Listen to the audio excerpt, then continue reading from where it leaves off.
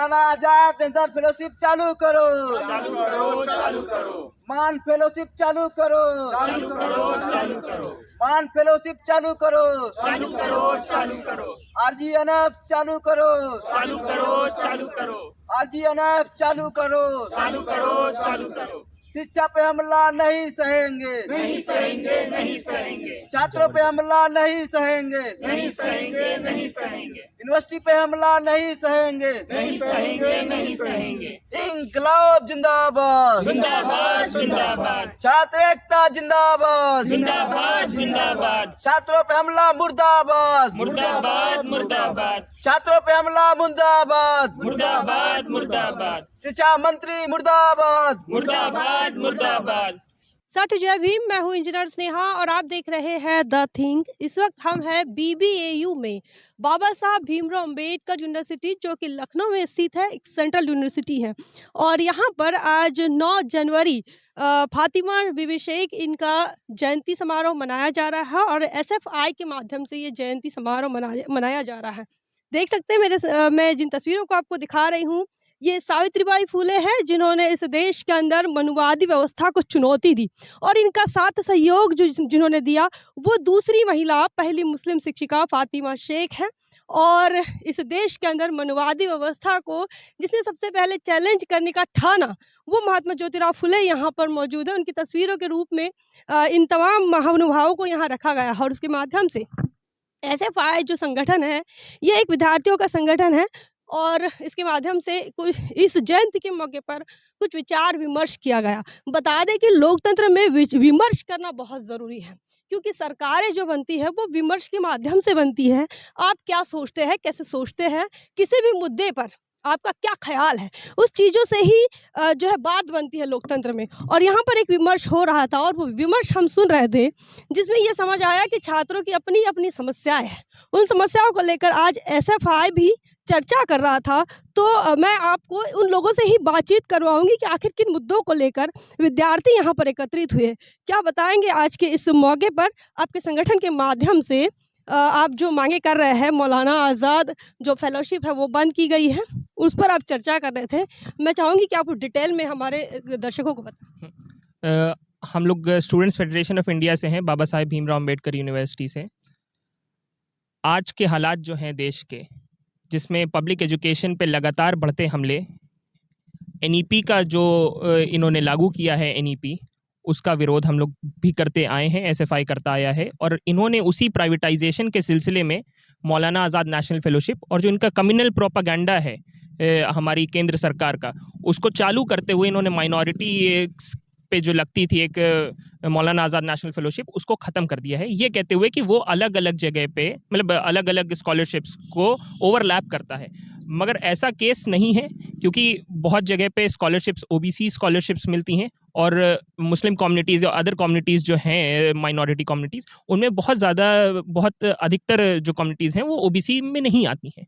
तो इसकी वजह से वो ओवरलैपिंग का जो एक वो उन्होंने प्रीटेक्स्ट दिया कि, तो वो साफ साफ गलत है। और अगर आप किसी और स्कॉलरशिप को एंजॉय कर रहे हो पहले से, तो आप मौलाना आज़ाद नेशनल फेलोशिप या कोई और स्कॉलरशिप अवेल नहीं कर सकते हो। तो ये जो उनका आर्गुमेंट है, ये उनकी दलील जो वंचित रखना चाहते हो ताकि आप उनको कम्युनल प्रोपेगेंडा में अपने फंसाए रहो। यही पूरी यूनियन गवर्नमेंट का एक स्कीम है जो वो लगातार 2014 के बाद से धीमे धीमे लागू कर रहा है। पब्लिक सेक्टर यूनिट्स को ख़त्म कर रहा है, पब्लिक एजुकेशन को धीमे धीमे मार रहा है। और इसका सबसे बड़ा जो एक उनका वेपन है वो है धीमे धीमे पब्लिक इंस्टीट्यूशंस पे पैसा, बजट का जो एलोकेशन है उसको कम करना। अभी आपकी SFI के माध्यम से क्या मांग है? हमारी मांगे 3 हैं मुख्य, कि बजट का जो हिस्सा हो, जो शिक्षा पे लगे, वो 10% हो। 10% हिस्से की मांग करते हैं बजट पे। अभी जो हमारी इस समय की मांग है वो है कि मौलाना आज़ाद नेशनल फेलोशिप को रिस्टोर किया जाए इमीडिएट इफेक्ट के साथ, और प्री मैट्रिक स्कॉलरशिप जो कि क्लास 1 से 10 तक के चलती थी और 1 से 8 तक के बंद कर दी गई है, उसको फिर से लागू किया जाए। तो बता दें कि न्यू एजुकेशन पॉलिसी जो है वो अब लागू होने जा रही है और वहाँ पर रिजर्वेशन कहो या फिर जिस प्रकार से बच्चों को फैसिलिटी मिलती है, जिसे स्कॉलरशिप कहते हैं, जिसे आर्थिक सहायता के रूप में देखा जाता था, कि जहाँ पर हाशिए पे रहने वाला जो समाज है, खासकर दलित, आदिवासी और माइनॉरिटी है और पिछड़ा है। ये इन समाज से आने वाले छात्रों को उससे काफ़ी सहायता मिलती थी ताकि वो अपना जो पढ़ाई है वो आगे कर सके। तो आज फ़ातिमा शेख इनके जयंती के मौके पर ये तमाम लोग एकत्रित हैं। हम कुछ महिलाओं से भी बात करना चाहेंगे कि वो फ़ातिमा शेख को आखिर कितना जानती हैं और कितना समझ चुकी हैं।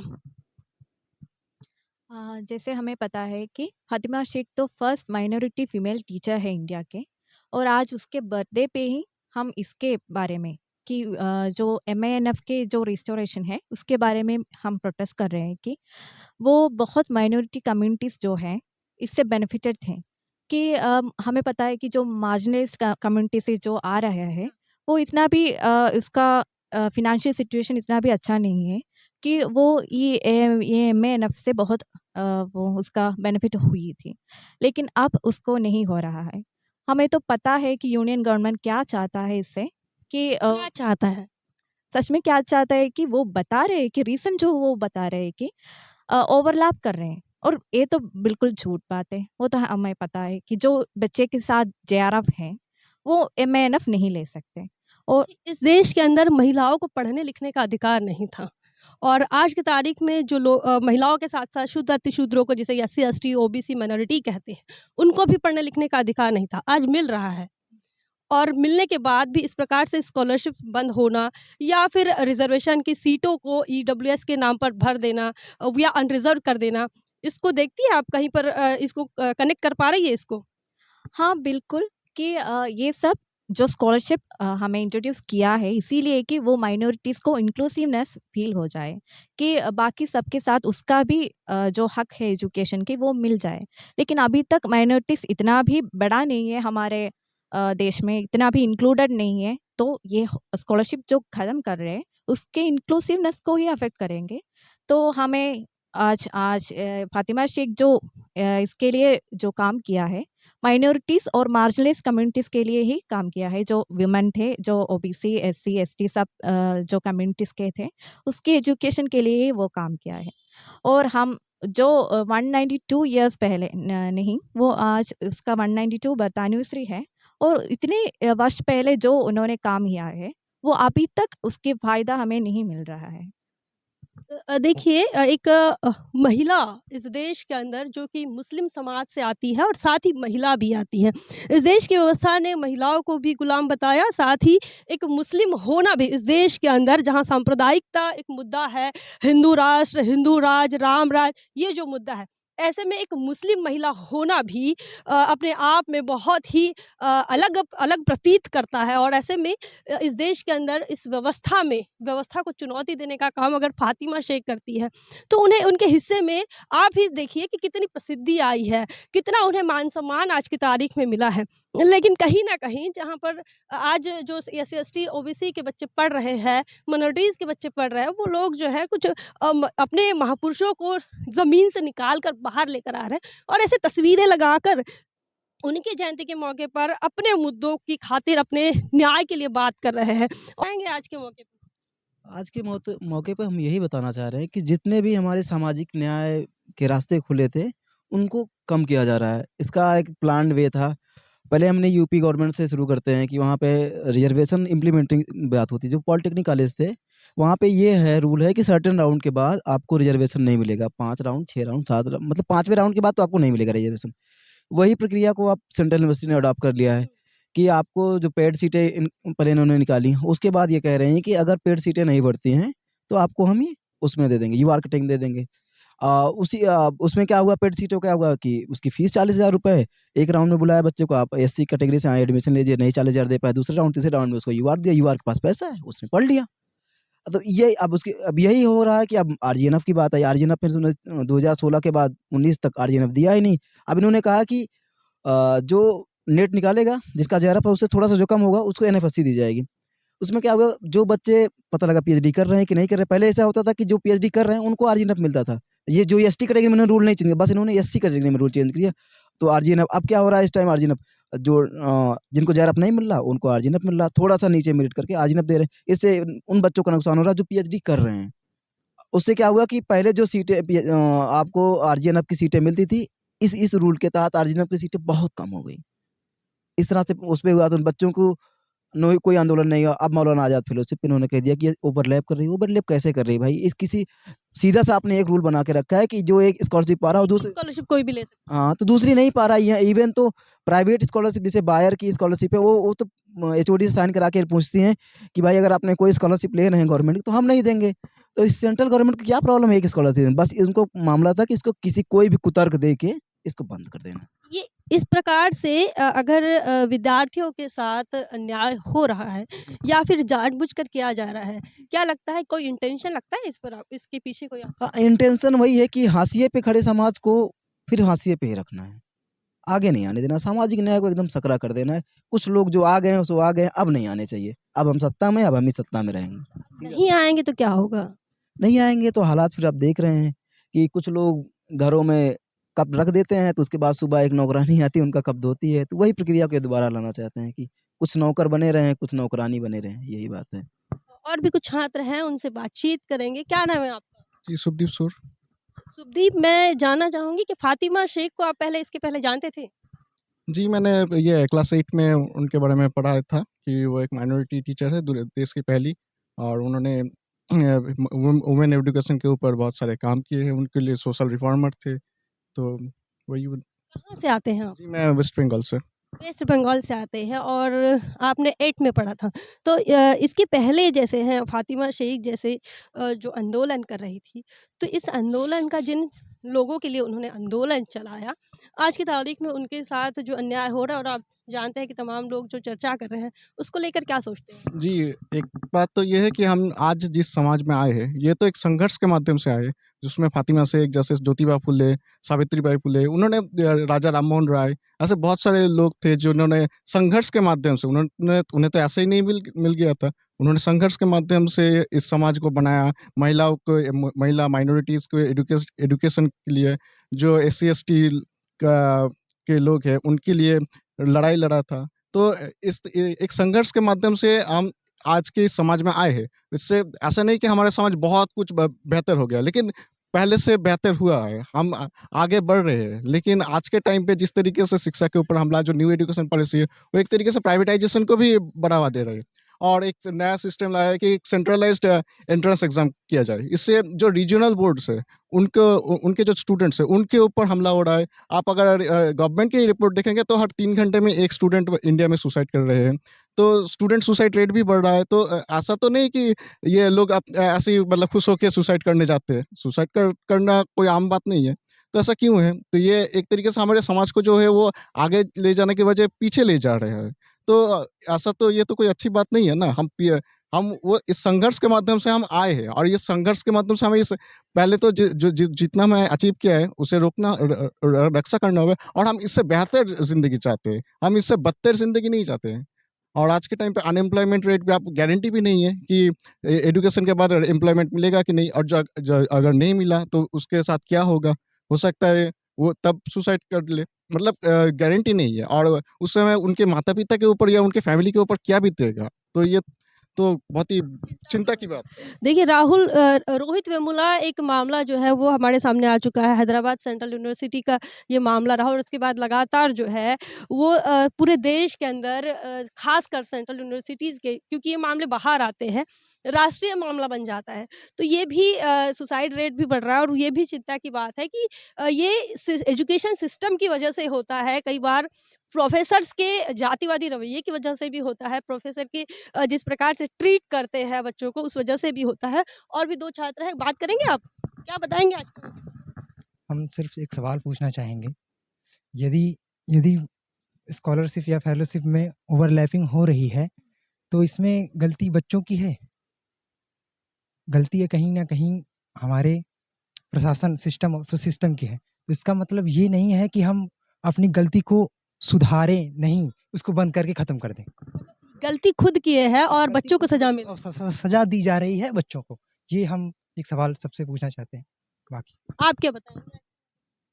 अ, मैम जैसा कि आप अब ये हमारी जो जयंती का प्रोग्राम था फ़ातिमा शेख का, तो Fatima Sheikh in the sense मतलब जो एजुकेशन की फर्स्ट मतलब वुमेन्स रही हैं माइनॉरिटीज़ में। तो ठीक है, माइनॉरिटीज़ नहीं बल्कि अगर कहा जाए तो दोनों ही फर्स्ट थी।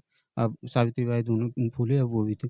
तो वो मतलब अब इसको टैग दे दिया जाए माइनॉरिटीज़ या तो फिर एज़ कम्युनिटी नहीं, वो जो वुमेन्स के लिए फर्स्ट थी, ठीक है? अगर women's women's as a community उसके लिए फर्स्ट हैं, उसमें हम माइनॉरिटीज़ है कहें या सेपरेशन करना ठीक नहीं, लेकिन एज़ ए फुट स्टेप हम क्या फ़ॉलो करना चाहते हैं? जिसकी हम जयंती मना रहे हैं, जो महापुरुष है उसका फुट स्टेप फ़ॉलो करना ही हमारे लिए सबसे बड़ी बात है। हम जयंती मनाने के मतलब ये हर साल मनाएँ लेकिन फुट स्टेप पे चले ही ना। ये तो कोई बात ही नहीं हुई, जयंती मनाने क्या मतलब है? कदमों पर चलना ज़रूरी है। बस वही कदमों पे चलना चाहिए। अब इनके फुट स्टेप पे चलने का मतलब ये जैसे आज माइनॉरिटी माइनॉरिटी टैग टैग दे दिया गया, ठीक है? माइनॉरिटी टैग टैग दे दिया। इससे पहले तो माइनॉरिटी थे नहीं, मतलब हम जब फ्रीडम से पहले, ठीक है? अब माइनॉरिटीज़ तो 70-80 के मतलब स्वतंत्रता के बाद आया, टैग आया। माइनॉरिटीज़ में हिंदू भी माइनॉरिटीज़ है कई स्टेट में। तो ठीक है, तो माइनॉरिटीज़ एक टैग है, लेकिन उसका माइनॉरिटीज़ का कहीं भी फीलिंग होना चाहिए ना, ठीक है?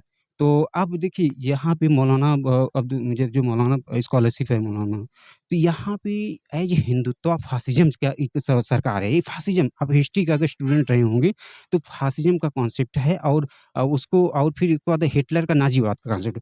तो हिटलर का नाज़ीवाद और इटली का जो फ़ासिज़्म है, वो फ़ासिज़्म को क्या करता है, एज़ ए कम्युनिटी को टारगेट करता है। जैसे हिंदुत्व का फ़ासिज़्म है, वो मुस्लिम कम्युनिटी को टारगेट कर रहा है। तो मौलाना मोहम्मद ये जो एक स्कॉलरशिप मौलाना नाम से एज ए मुस्लिम टैग है और किसी के तो नाम से बाबा साहब के नाम से तो हटा के दिखा दे, नहीं हटाएँगे क्योंकि उससे वहाँ का इनका वोट बैंक जुड़ा हुआ मुस्लिम को टारगेट किया जा रहा है। है। आप सोचिए यहाँ पे सोचने वाले tag tag tag society tag के पीछे चलती है। टैग काम करता है, मोदी मोदी चाय बेचने वाला टैग, ठीक है? टैग है, टैग टैग टैग सोसाइटी को इन्फ्लुएंस करता है, माइंडसेट क्रिएट करता है। कोई भी स्लोगन होता है वो टैग है, वो सोसाइटी का माइंडसेट क्रिएट करता है। एज़ ए पीएचडी स्कॉलर मैं सोशियोलॉजी का स्टूडेंट हूँ। हमारे लिए वर्ड शब्दों का अहमियत मैं जानता हूँ। क्या नाम है आपका? मेरा नाम अशोक कुमार सोनकर है, ठीक है? तो मैं शब्दों का अहमियत जानता हूँ, कैसे शब्दों की जाल में पूरी दुनिया बंधी हुई है। तो हम लोग तो शब्दों से खेलते हैं ना, हम लोग तो पीएचडी स्कॉलर हम तो दुनिया को जुबान देते हैं। आपने हिंदुत्व और नाज़ीवाद का कंपेयर किया है। आप इसको एक जैसे मानते हैं। हाँ, यस एट दिस टाइम जो सिनेरियो बन रहा है, जिस तरह से माइनॉरिटीज़ को टारगेट किया जा रहा है, वो टोटल हिंदुत्व फ़ासिज़्म है। टोटल इटली के जैसा और आप तो फिर प्रधानमंत्री को तो हिटलर की तरह देखते होंगे। No Hitler in the sense as a ideology, but person नहीं होता। कोई भी आइडियोलॉजी के कॉन्सेप्ट होता है, उस कॉन्सेप्ट को जो चलता है उसको टैग दिया जाता है कि हाँ नाजीवाद था। हिटलर एक व्यक्ति था, उसका एक विचारधारा थी नाजीवाद, ठीक है? वो एक नाजीवादी विचारधारा है जो जैसे वो यहूदियों को टारगेट करता था, वैसे ही Hindutva fascism total Muslim community को टारगेट कर रहा है। इस पर बाबा साहब का जो विचार था उसको कैसे देखते? बाबा साहब का विचार था थॉट्स ऑन पाकिस्तान में कि सिर्फ मुस्लिमों को टारगेट नहीं किया जाता है। हिंदू राष्ट्र की जब संकल्पना बाबा साहब ने जब डिफाइन की, तो उन्होंने कहा कि सिर्फ मुस्लिमों को टारगेट किया जाता है, ये सिर्फ दिखता है। मेन जो रहता है माइनॉरिटी के पीछे या फिर मुस्लिमों के पीछे कहीं न कहीं दलित, आदिवासी और पिछड़ा भी है। इस बात को समझते हैं आप? एक सोशियोलॉजी के छात्र हैं। यस। देखिए बाबा साहब को आपने बहुत कम फ्रेम में डिसाइड कर दिया थॉट्स ऑन पाकिस्तान में। देखिए उसने मुस्लिमों के बारे में माइनॉरिटीज़ को बड़ा अच्छा कॉन्सेप्ट दिया है। माइनॉरिटीज़ का सेंस ये था कि माइनॉरिटीज़ को ख़त्म करना चाहते थे। कहते कि माइनॉरिटीज़ हमेशा डिप्राइव रहेगा। बाबा साहब भी हमेशा कहते थे माइनॉरिटीज़ जैसे कि वो बाबा साहब जब आपको थोड़ा-सा एक लाइन बता रहा हूँ। बाबा साहब ने कहा कि कई यहूदी और मुस्लिम देश जब अलग हुए तो वो अपनी माइनॉरिटीज़ को एक-दूसरे के ऊपर ट्रांसफ़र किए कि आप अपनी माइनॉरिटीज़ हमको ले लो, हमारे हमको दे। यहाँ सॉल्यूशन दे रहे थे बाबा साहब। आप लोग तो बहुत अधूरे में लेके जाते हैं। चीज़ें पूरा कन्फर्म पढ़ना चाहिए, पूरा पढ़ना चाहिए। अब हाँ, जैसे आपने कहा कि उसमें मतलब दलित, आदिवासी वंचित रहेंगे। ये तो नॉर्मल सी बात है, इसमें कौन-सी बहुत बड़ा उनको टारगेट नहीं किया जा रहा है मतलब। अरे! ये कहने की कौन-सी बात है, 100% टारगेट वो कम्युनिटी जिसको आप दलित आदिवासी कह रहे हैं, वो टारगेट नहीं, वो पहले से ही सोशली हिस्टोरिकली डिप्राइव है। वो तो अपने अधिकार के लिए अभी भी तो पहला कदम चढ़ा है। पर उसके बाद भी उसके जब पहला फर्स्ट स्टेप लिया है 70 साल की आज़ादी में, थोड़ा-सा एक उसका तबका आया है, मात्र उसमें होल कम्युनिटी मात्र 2% लोग उसके आज थोड़ा हर जगह अपना रिप्रेजेंटेशन कर रहे हैं। आपको पता है ए क्लास और बी क्लास की नौकरियों में उसका अभी भी 30% उसका मात्र रिप्रेजेंटेशन, 70% अभी तो वो लिया ही नहीं है। तो उसके बारे में हम कहें कि डिप्राइव नहीं है। अरे ये तो पूछने वाली बात ही नहीं है। वो तो खैर मैं उनके ऊपर भी निशाना है ना, नाजीवाद में मतलब हिंदुत्व के जो फासिस्ट। नो डाउट वो 100% ये सब वो पूरा हिंदुत्व का जो पॉलिसी है, हिंदुत्व का पॉलिसी माइनॉरिटीज़ को तो टारगेट करता ही करता। बाकी जो हमारा जो पहले से सोशली डिप्राइव आपका सोशल डिप्राइवमेंट जो हिस्टोरिकली मतलब 5000 साल से मतलब दलित आदिवासी वो तो 5000 सालों से अभी भी उसको आज़ादी का शगुफा बताया जाता है। 15 अगस्त की आज़ादी। आज़ादी क्या है? आज़ादी व्हाट मीन्स आज़ादी? रोड पे भूखे आदमी को आज़ादी हिंदुत्व क्या की है? आइडियोलॉजी में फिर सिक्योर कौन रहेगा? नहीं, हिंदुत्व की आइडियोलॉजी में सिक्योर कोई नहीं। हिंदुत्व की आइडियोलॉजी कहेंगे तो सीधी सी बात मनुवादी व्यवस्था, मनु के कॉन्सेप्ट को फॉलो करने का जो फॉलो करता है वही हिंदू है। सीधी सी बात है। सुरक्षित कौन है, मतलब फायदा किसको मिल रहा है? कोई नहीं है। इस आइडियोलॉजी में कोई सुरक्षित नहीं है, सब डिप्राइव्ड हैं, सब शोषण झेल रहे हैं, सब शोषण झेल रहे किसी हैं। को नहीं हो रहा हिंदुत्व का, इस सरकार का कोई एज ए कम्युनिटी जो गवर्न कर रही है, हिंदुत्व के जो गवर्न कर रहा है, ब्राह्मण कम्युनिटी एज ब्राह्मणवादी मानसिकता वाली जो कम्युनिटी है, जो आपका अब इसमें जिसमें ब्राह्मण, क्षत्रिय, बनिया, वैसे ये सब भाई ये सब डोमिनेटिंग है। ये डोमिनेटिंग कम्युनिटी वो फायदा हो रहा है? 100% देखिए हम लोगों सोशलाइजिंग एक होता है, एक बड़ी अच्छी आइडियोलॉजी है अडानो की आइडियोलॉजी, उसमें कहा जाता है सत्तावादी मानसिकता।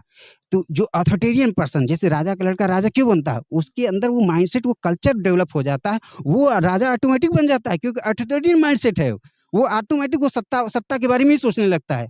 वो उसको सत्ता ही दिखता रहता है, उसके बारे में उसी चाल-ढाल, उसी अपने व्यवहार में वो मतलब राजशाही शासन को गुण लाने लगता है। तो वो कम्युनिटी वो शासन तो पहले से ही कर रही है, हज़ारों साल से। वो तो सत्ता में रहेगी, उसको सत्ता में है ही। तो डेमोक्रेसी है, डेमोक्रेसी में वो पहले उनके पास सोशल कैपिटल है। Caste is a social capital. आप लोग कास्ट का जो फ्रेमवर्क को जो डेफिनिशन समझते हैं, वो caste as a social capital जो कैप्चर किए हुए पूरा होल सोशल, एजुकेशनल और आपका सारा जो रिसोर्स है, सब पे उसका प्रतिनिधित्व है, कब्ज़ा है। तो कास्ट पावर देता है। किसी को पावर, किसी कम्युनिटी बेस को पावर देता है, किसी को डिप्राइव करता है। कास्ट का मीनिंग ये है, सीधी-सी बात है। तो आज के मौके पर फातिमा शेख इनका जयंती मना रहे हैं। क्या बताएँगे उन छात्रों को जो इस देश के अंदर जो है कहीं न कहीं हिंदुत्व का शिकार हो रहे हैं, इस विचारधारा का शिकार?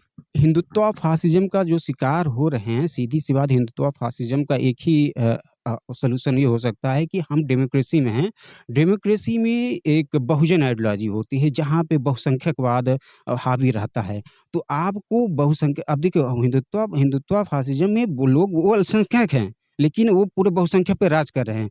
तो राज कर रहे हैं तो कैसे एज़ अ फ्रैक्शन थ्योरी है, उनकी टुकड़ों में बाँट देते हैं। दलितों के खिलाफ वो एक शब्द नहीं बोलेंगे, अम्बेडकर के खिलाफ उतना ज़्यादा स्टैच्यू लगाएँगे, सब कुछ कराएँगे और सब कुछ करवाएँ, लेकिन अंदर-अंदर से खोखला कर रहे हैं रिज़र्वेशन। और जो माइनॉरिटीज़ को टारगेट करेंगे, माइनॉरिटी को टारगेट करने से उनका वोट बैंक बनता है, सीधी से वोट बैंक की पॉलिसी। तो सीधी-सी बात है हिंदू ध्रुवीकरण कर देते हैं। ध्रुवीकरण, हाँ, जैसे पोलराइज़ेशन बोलते हैं और धर्म, रिलीजन एंड कास्ट बेसिस दोनों माध्यम से पोलराइज़ेशन होता है, ठीक है? तो उसी को सोशल इंजीनियरिंग, बहुत अच्छा वर्ड आता है, सोशल इंजीनियरिंग बोला जाता है पॉलिटिकल के थ्योरी में। तो हिंदुत्व फ़ासिज़्म से लड़ने के लिए हमें डेमोक्रेटिक होना पड़ेगा, डेमोक्रेटिक वैल्यूज़ को अपनाना पड़ेगा एज़ ए कम्युनिकेशन। जो हमारे बड़े-बड़े जो ऑर्गनाइज़ेशन हैं, जैसे जो काम कर रहे हैं, जैसे दलित यूनिटी है और ट्राइबल्स यूनिटी है और ये क्या नाम है, जैसे माइनॉरिटी यूनिटी, इन सबको एक साथ आना होगा, तभी मेजॉरिटी बन पाएगी। विदाउट मेजॉरिटी आप डेमोक्रेसी में कुछ कर ही नहीं पाएँगे। आप जितना सेपरेट रहेंगे, आप उतना ही शोषित रहेंगे। अकेले रहने से आप कुछ नहीं कर पाएँगे। सीधी-सी बात, आपको मेजॉरिटी में ही आना पड़ेगा, एक ही प्लेटफ़ॉर्म पे आना पड़ेगा। Thank you. तो आज हम बात कर रहे थे उन तमाम छात्रों से जो फातिमा शेख इनके जयंती के मौके पर एकत्रित हुए। इतना ही नहीं, अपने साथ हो रहे अन्याय, अत्याचार, उत्पीड़न और विद्यार्थी होते हुए भी जिस प्रकार से उन्हें समस्याओं का सामना करना पड़ रहा है, उन तमाम मामलों को लेकर आवाज़ उठा रहे हैं, लगातार विमर्श कर रहे हैं। उनसे बातचीत करने के बाद हमें यह समझ आया कि वो कितना मैच्योर होकर इस देश की राजनीति पर सोचते हैं। आपका क्या ख़्याल है? आप कितना सोचते हैं? कमेंट सेक्शन में ज़रूर बताएँ।